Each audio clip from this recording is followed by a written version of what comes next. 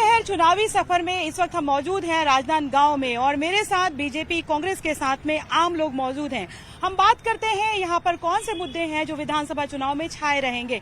Doctor Raman Singh जो 15 साल तक के मुख्यमंत्री रहे छत्तीसगढ़ के, वो यहाँ से प्रत्याशी हैं और इसके साथ में अगर हम बात करें तो गिरीश देवांगन यहाँ पर कांग्रेस से उतरे हुए हैं। गिरीश देवांगन पहली बार चुनाव में उतरे हुए विधानसभा चुनाव में मुख्यमंत्री भूपेश बघेल ने अपना चेहरा भी दांव पर लगाया हुआ है। तो जाहिर तौर पर यहाँ की सियासत क्या कहती है, विधानसभा चुनाव को लेकर किस तरह की तैयारी है, मुद्दे क्या है, इस पर बात करेंगे। क्या लगता है आपने कि क्यों आप लोगों ने गिरीश देवांगन पर भरोसा जताया है? नया चेहरा है।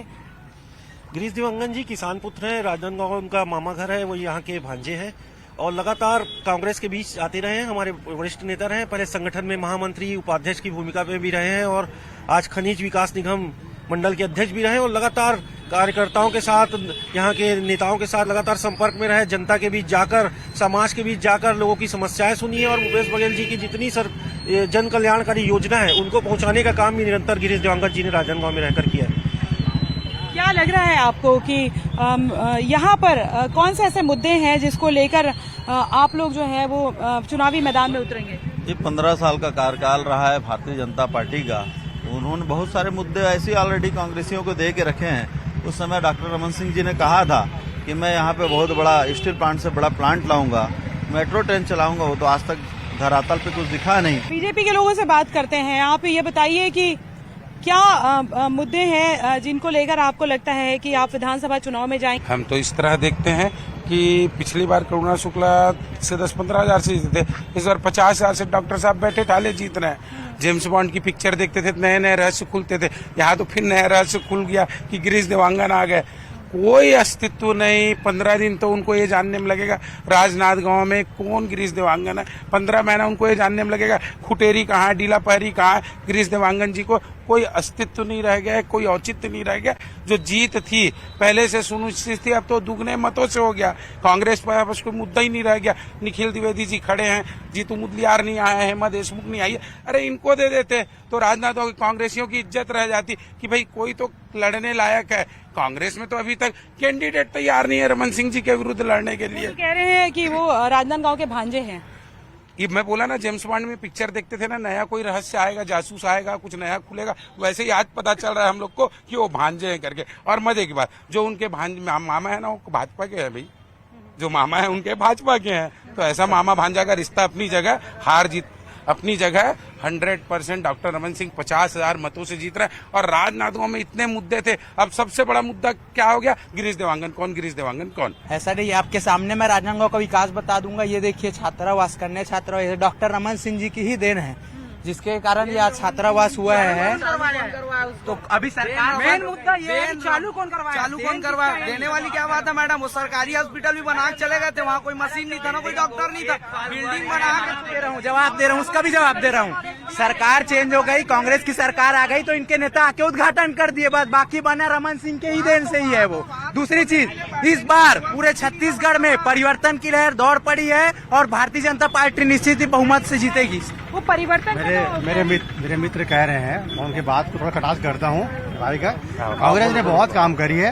कांग्रेस ने PSC घोटाला किया है, कांग्रेस ने शराब घोटाला किया है, कांग्रेस ने गरीबों को लूटने का काम किया है, गरीबों ने यहाँ पे सांप्रदायिक दंगा कराने का काम किया है। ऐसे देखा जाए तो उन्होंने सैकड़ों काम किया है, सिर्फ अपना काम को छोड़ करके। अच्छा, सांप्रदायिक जो की बात कही जा रही है और जो बीजेपी के भी टैगलाइन भी एक तरह से चल गई है, तो क्या आपको लगता है कि आपके पास लोकल इश्यूज नहीं है जो आप हिंदू मुस्लिम पे ही जाएंगे? राजनांदगांव में सिर्फ लोकल ही मुद्दे हैं। राजनांदगांव में सांप्रदायिकता वाली कोई बात नहीं है। न कोई फैला सकता है, न राजनांदगांव में वो असर करने वाला। यहाँ पे आपके विधायक हैं, इसलिए आप यहाँ पे सांप्रदायिकता वाली बात नहीं, यहाँ पे इसलिए नहीं। राजनांदगांव को संस्कार धानी बोला जाता है। हम लोग आपस में जरूर चर्चा कर रहे हैं, हम लोग डिबेट कर रहे हैं, लेकिन हम राजनांदगांव के निवासी इस चीज को भी नहीं भूलते। जो राजनांदगांव बाकी जगह भी कहना चाहेंगे, बाकी लोगों से भी कहना चाहेंगे, संस्कार यही है कि किसी भी तरह की सांप्रदायिकता पे बात न की जाए। सांप्रदायिकता पे बात नहीं होनी चाहिए, किसी भी प्रकार का तुष्टीकरण में लोगों को ध्यान नहीं देना चाहिए। बिल्कुल मैं इस मुद्दे को आपके माध्यम से बोलना चाहूंगा, तुष्टीकरण नहीं होना चाहिए। जो जिनका अधिकार है, जो न्यायपूर्वक को मिलना चाहिए, जिनका अधिकार है वहां तक की सुविधाएं पहुंचने। सरकार जब बनती है तो सरकार को जो नियम बनाती किसी एक व्यक्ति के लिए नहीं बनाती। जल जीवन मिशन पे जिस पानी का बोल रहे हो ना, केंद्र सरकार दे रही, पूरे देश में 36 राज्यों में 34वें नंबर पे छत्तीसगढ़ है। इन लोग क्या बताएंगे भ्रष्टाचार करने वाले? यहाँ राजनांदगांव हो चाहे छत्तीसगढ़ हो, एक ही मुद्दा है, एक ही वो है, भूपेश बघेल के शासन में जो अपराध बढ़े हैं उस पे लगाम लगाने की आवश्यकता है। जो पहले प्रदेश सुशासन का गढ़ हुआ करता था, आज अपराध का गढ़ हो गया। पहले तो मैं संस्कारधारी में आपकी न्यूज 18 टीम का स्वागत करता हूं भाजपा परिवार की ओर से। और जो यहाँ के बेसिक मुद्दे हैं, यहाँ के जो 15 साल विकास के और ये 5 साल भ्रष्टाचार के, आज ये भ्रष्टाचार की भेंट भट चढ़ चुकी है जो भूपेश सरकार, उसके कुछ चुनिंदा उदाहरण मैं देता हूँ। देखिए, हम जहाँ पे डिबेट कर रहे हैं वहाँ पे ये जो रोड है इतने जर्जर हो चुके हैं, पेच वर्क तक ये नहीं करा पा रहे। ये 15 साल के विकास की गाथा मैं आपको बताने जा रहा हूँ। ये 15 साल की विकास है, निगम कॉम्प्लेक्स, ये शीतला माता का द्वार, ये दिग्विजय कॉलेज का जीर्णोद्धार, ये हाई मास्क, ये भाजपा सरकार की देन है। इन्होंने जैसे कहा, इन्होंने जैसे बताया कि स्टेडियम बना, इस स्टेडियम की इन्होंने आधा अधूरा लोकार्पण कर दिया और उसके बाद उसमें कार्य हुआ ही नहीं। वैसे इन्होंने दिग्विजय स्टेडियम बनाया, आधा अधूरा हॉकी स्टेडियम बनाया, इनका सारा काम अधूरा था। पिछले साल आचार संहिता के लगने से डर से इन्होंने पहले उद्घाटन कर दिया, उद्घाटन के बाद ये कह रहे कि काम नहीं हुआ, तो क्या इन्होंने आधा अधूरा लोकार्पण किया राजनांदगांव का? मैडम, मैं यहाँ से 8 किलोमीटर दूर मेरा गाँव है खैरा।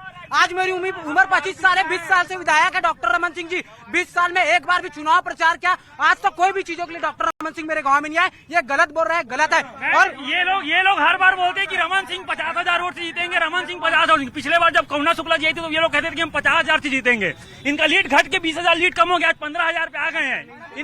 अभी तो रमन सिंह जी हार रहे हैं मैम, जनता से राय लीजिए, जान जनता से पूछिए। रमन सिंह जी बैठ की है, विनाश की ओर है कांग्रेस सरकार। पैराशूट प्रत्याशी रायपुर से आते हैं, नांदगांव से टिकट लाते हैं।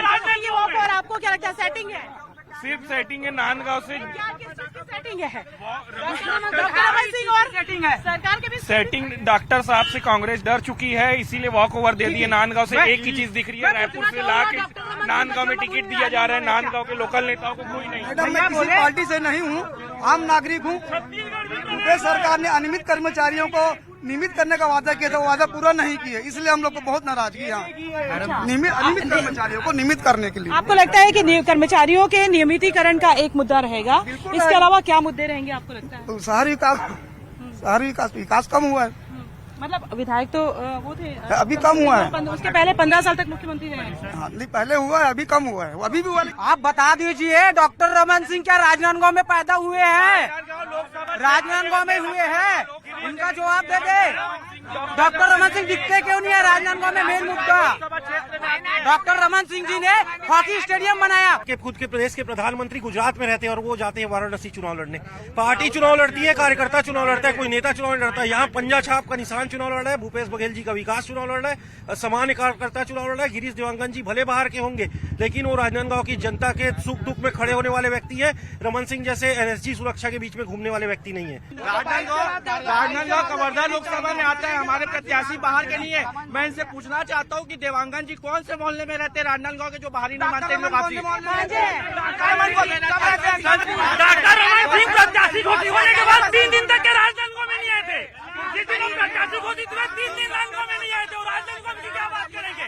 आज तक के 15 साल हो गए, होली में दिवाली में किसी में यहाँ के विकास के मुद्दे को लेकर अगर चर्चा होगी तो डॉक्टर रमन सिंह जी का नाम पूरे प्रदेश में। अच्छा, मैं देख रही हूँ कि युवा जो है वो काफी उत्साह में है, चाहे वो बीजेपी की तरफ से हो, चाहे बीजेपी की तरफ से हो, चाहे कांग्रेस की तरफ से। आपको लगता है कि युवा वोटर सबसे ज्यादा है यहाँ पर? अगर हम छत्तीसगढ़ में युवा वोटर ज्यादा है, तो युवाओं के ऐसे कौन से मुद्दे सरकारी नौकरी की तैयारी। युवा की अगर बात करिए, जिस तरीके से छत्तीसगढ़ के किसान आज छत्तीसगढ़ की पहचान है, उसी तरीके से छत्तीसगढ़ का युवा इस छत्तीसगढ़ का भविष्य है। और छत्तीसगढ़ के युवाओं को छलने का काम भूपेश बघेल की सरकार ने किया है। आज रजिस्टर्ड 16 लाख बेरोजगार है, उनको बेरोजगारी भत्ता देने की बात हुई थी, लेकिन एक मिनट मेरी बात सुनिए, एक मिनट मेरी बात सुनिए। इनकी सरकार में उछूर सिंह भी था, प्रदेश में 14 सीट में सिमट गए, 22 लाख पंजीकृत बेरोजगार थे। ये तो 16 लाख बता रहे, हमारी सरकार में 6 लाख। बताइए आप। क्वार्टर चाहिए, क्वार्टर में। हाँ, योजना दे। घर नहीं है मेरा। प्रधानमंत्री आवास योजना की आप बात कर रहे हैं, प्रधानमंत्री आवास योजना के लिए ये कहा जा रहा है कि केंद्र से पैसा। सुनिए, 16 लाख लोगों का पैसा भूपेश बघेल जी ने रोका है। 3 बार केंद्र सरकार ने पत्र लिखा, 60% जो अंश था राज्य सरकार ने दे दिया, केंद्र सरकार ने नहीं दिया। इसी के ऐसे लोग ये हैं जो इन्हीं के कारण इनका रुका हुआ है आवास। क्यों? क्योंकि भूपेश बघेल पैसा नहीं देते। ये आपके सामने उदाहरण है जिनका पैसा रोके हैं भूपेश बघेल, 16 लाख लोगों का। लेकिन मुख्यमंत्री आवास योजना शुरू की गई है, उसको लेकर क्या कहेंगे? कह रहे हैं कि प्रधानमंत्री आवास योजना जो है वो अभी भूपेश बघेल जी ने 7 लाख लोगों को आवास योजना देने की बात की। 7 लाख 16 लाख रुपए आपके प्रधानमंत्री जी के कारण रुका हुआ है। मैं आपसे ये पूछना चाहूंगा 2011 से 11 के बाद जिस तरीके से 15 साल रमन सिंह के भ्रष्टाचार, पनामा पेपर्स लीक है, अगुस्ता हेलीकॉप्टर घोटाले में पनामा पेपर लीक किया है, नाम घोटाले में किसका नाम है? रमन सिंह जी ने जितना भ्रष्टाचार किया है उसकी सफाई कौन देगा? ईडी को भेजकर केवल कांग्रेस के ऊपर दबाव बनाने का काम कर रहे हो। अच्छा, अब ईडी की बात आ गई है। कांग्रेस कहते रही है कि बीजेपी सीधे तौर पे लड़ नहीं सकती है, इसलिए बार बार ईडी जो है वो ईडी को सामने कर देती है। और जो सिनेरियो बना है ये तो साफ तौर पे दिखाता है कि कांग्रेस के तमाम जो लीडर्स हैं उनके यहाँ छापा पड़ता है और बीजेपी के एक भी लीडर जो है वो उनके यहाँ छापा नहीं पड़ता। तो ऐसा तो हो ही नहीं सकता ना कि किसी की पार्टी में सारे पाक साफ हो, सारे के सारे। या ऐसी कौन सी वॉशिंग मशीन है आपके पास में कि जो दागी है वो आपके आते हैं? और मैं बता देता हूँ ना, ईडी की स्थापना किसने की थी? कांग्रेस सरकार ने की थी। एक संवैधानिक संस्था है, वो काम कर रही है। जो चोर है, जो अपराधी है, उनको पकड़ने के लिए इन लोग क्यों प्रवक्ता बन जाते हैं? बीजेपी से बड़ी है क्या? बिल्कुल, यदि गलत है तो होगा। सुन लीजिए, अभिषेक सिंह का क्यों नहीं मार दिए? रमन सिंह के 1 लाख करोड़ के घोटाले पे क्यों नहीं? किसान आत्महत्या करते थे, 15 साल में 15,000 किसान आत्महत्या किए हैं। चीट फंड में पैसा खा रहे हैं गरीबों का। ये ईडी बोलेंगे, ईवीएम बोलेंगे, ईवीएम बोलेंगे, ईडी बोलेंगे, जवाब इनके पास नहीं है। इनके पास एक तरफा कार्रवाई, ईडी भी नहीं है। ईडी इनका एक प्रकोप है। ईडी भाजपा का प्रकोप है। हर दिन 4 किसान आत्महत्या करते हैं छत्तीसगढ़ में। आज 5 साल में किसानों ने आत्महत्या नहीं की है। इन्होंने गर्भाशय कांड किया, इन्होंने खोड़वा कांड किया, इन्होंने क्या क्या कांड नहीं किए। और अजीत पवार, हिमंता बिस्वा शर्मा, अजीत पवार, ये दोनों भ्रष्टाचारी हैं कि नहीं है? जवाब दो। कोर्ट तय करेगा, वो कोर्ट तय करेगा, इन लोग नहीं करेंगे। लेकिन उसके पहले बीजेपी ने आरोप लगाए थे, आपके बड़े लीडर्स ने प्रेस कॉन्फ्रेंस ली थी। ईडी उसी मामले में आती है जिसमें मनी लॉन्ड्रिंग का मामला हो। युवाओं को बेरोजगारी भत्ते की जरूरत नहीं है। मैं ये चाहता हूँ कि जिस तरह भाजपा सरकार में स्किल डेवलपमेंट से मुख्यमंत्री कौशल विकास योजना के तहत युवाओं को शिक्षित करके नौकरी दिलाई जाती थी, उसी तरीके से भी आज यहाँ पे आगामी सरकार में भी युवाओं को होनहार बनाकर उन्हें नौकरी दिया जाएगा। युवाओं को बेरोजगारी भत्ते की जरूरत नहीं है। आप युवाओं को अपाहिज मत बनाइए मुख्यमंत्री जी। इन्हीं लोग रोजगार कार्यालय में इन्हीं लोग घेराव किए कि हम लोग को रोजगार बेरोजगारी भत्ता दो, और अब बोले जरूरत नहीं है। इन्हीं लोग जाके वहाँ बैठे, इन लोग बात करते हैं। छत्तीसगढ़ में युवाओं को बेरोजगारी भत्ता बेरोजगार बनाने के लिए नहीं, सामान्य स्टूडेंट जो है आगे की अपने भविष्य को संवार सके, अच्छी परीक्षाएं आयोजित कर सके, इसलिए बेरोजगारी भत्ता दिया जाता है। अभिषेक सिंह बेरोजगार हैं, उनके सभी विधायक प्रत्याशियों को बेरोजगार बना दिया कांग्रेस ने। अभिषेक सिंह बेरोजगार नहीं हुए, सभी विधायक प्रत्याशियों को बेरोजगार बना दिया। क्या चाहते हैं ये? आज युवाओं को अपाहिज मत बनाइए। ये सभी युवा होनहार हैं और ये सभी युवा उसको अपाहिज मत बनाइए, उनको होनहार बनाकर इन्हें रोजगार। एक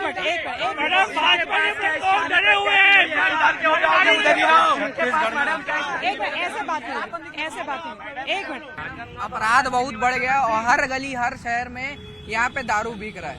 पूरा दारू, सट्टा, जुआ ये सब चल रहा है। कांग्रेस के शासन, कांग्रेस के संरक्षण में चल रहा है। इसको अपने को बंद करना है। इसको डोंगरगढ़ का एक व्यक्ति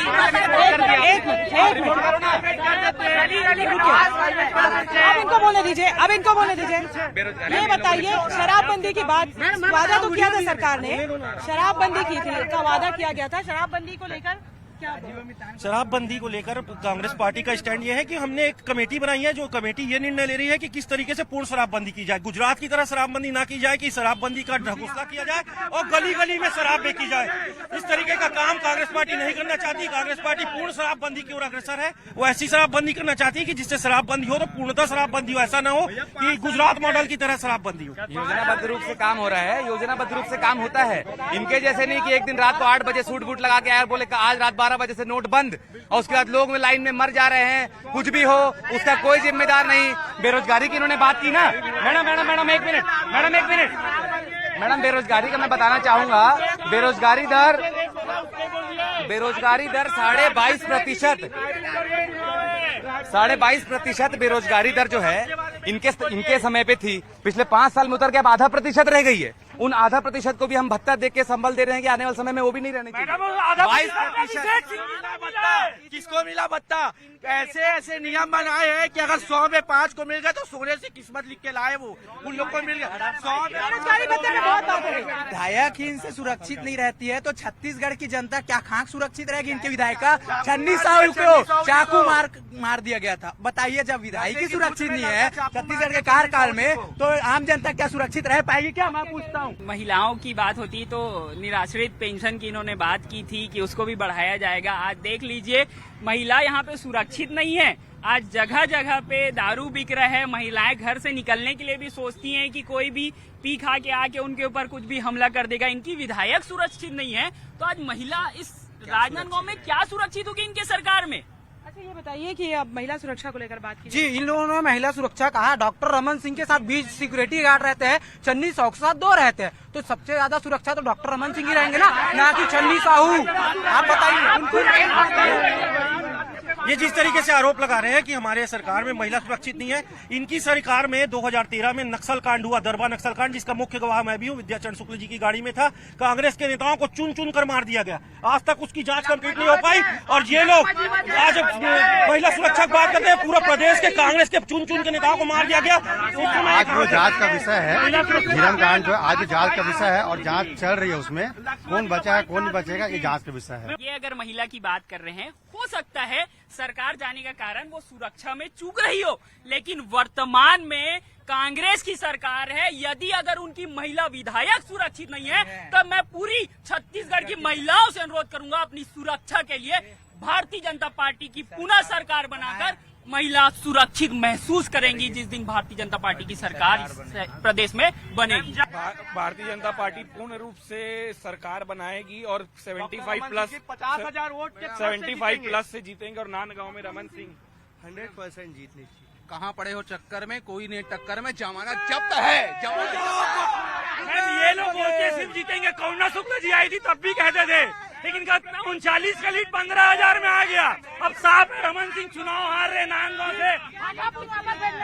रमन सिंह चुनाव हार रहे हैं। लीड कैलकुलेशन जरूर हम बताएंगे। चुनाव होगा, कितनी लीड से जीतेंगे वो भी हम जरूर आपको बताएंगे। लेकिन गिरीश देवांगन जी जीत रहे हैं और भूपेश बघेल सरकार बना रहे हैं छत्तीसगढ़ में 75 पार के साथ। भूपेश बघेल के सामने कोई चेहरा नहीं छत्तीसगढ़ में इनके पास। राजनांदगांव की सीट का नंबर है, जो क्रमांक है वो 75 है और हम 75 पार कांग्रेस जारी है। और राजनांदगांव से भी गिरीश देवांगन चुनाव जीत रहे हैं। रमन सिंह जी की करारी हार इस विधानसभा चुनाव में होनी है। रमन सिंह के सामने अगर भूपेश बघेल भी आएगा तो भी 50,000 से रमन सिंह जीतेगा। से पहले तो इनको ये बताने में लग जाएगा 1 हफ्ता कि गिरीश देवांगन है कौन। गिरीश देवांगन सब जानते हैं, ये माहौल इनके द्वारा फैलाया जा रहा है। ये खुद जानते हैं वो कौन है, ऐसा नहीं कि नहीं जानते। हर समाज के कार्यक्रम में 2-3 वर्ष पूर्व हमेशा एक्टिव रहे। उनकी एक्टिविटी दिखती रही। रमन सिंह 1 साल के अंदर अभी दिख रहे हैं, 1 महीने के अंदर। बाकी टाइम कहाँ गए यहाँ के विधायक? गिरीश देवांगन जी को जनता जानती है, लगातार उनके सुख दुख में शामिल रहे। लेकिन रमन सिंह जी को जानती है कि एनएसजी सुरक्षा में घूमते हैं, जिनसे उनके नेता कार्यकर्ता नहीं मिल सकते, उनसे जनता क्या मिल पाएगी? तो गांव चुनावी सफर में हमने बात की बीजेपी और कांग्रेस के नेताओं के साथ में राजनांदगांव से। जो कांग्रेस के जो कार्यकर्ता है उनका कहना है कि गिरीश देवांगन जीतेंगे। बीजेपी के कार्यकर्ताओं का कहना है कि डॉक्टर रमन सिंह जीतेंगे। कई ऐसे मुद्दे हैं, चाहे वो बेरोजगारी भत्ता की बात हो, चाहे अलग अलग जो है वो मसले हो, उनको लेकर कहना है। बीजेपी का दावा है कि ये तमाम मुद्दे जो हैं वो हावी पड़ेंगे। कांग्रेस का कहना है कि कांग्रेस की सरकार ने जो काम किया है वो एक मिसाल है। नतीजे क्या होंगे ये तो आने वाले समय में पता चलेंगे। लेकिन राजनांदगांव का हमने सफर किया है। इसी तरीके से हम दूसरी किसी विधानसभा में आपको दिखाएंगे कि वहाँ के जो लोग हैं वो क्या कहते हैं, और हमारा ये सफर जारी रहेगा। तब तक के लिए मुझे मेरे कैमरा पर्सन राजेंद्र के साथ इजाजत दीजिए। नमस्कार।